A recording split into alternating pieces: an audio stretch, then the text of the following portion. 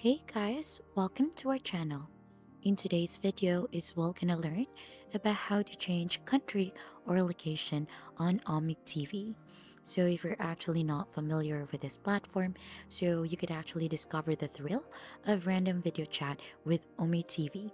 So this is the best middle alternative.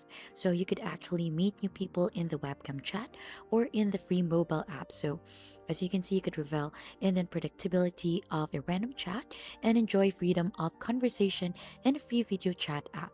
So for this one, you could video chat with cool girls and guys right now for a chat, or you could use the free app if you like. You could download it onto Google Play and also onto App Store. And for you to be able to go ahead and change the location onto it for this one, so what you need to do is you'll just need to head onto its website, just search Omi.tv, and once you're already in, you should be able to see the screen once you're signed up or log in. So just simply click onto the country in here, and then you could choose onto the different country or location that you could choose from or you want to change from.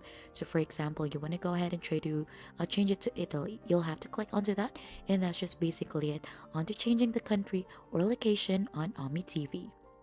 And if you think this has been helpful, don't forget to hit the like, subscribe, and we'll see you on to our next video.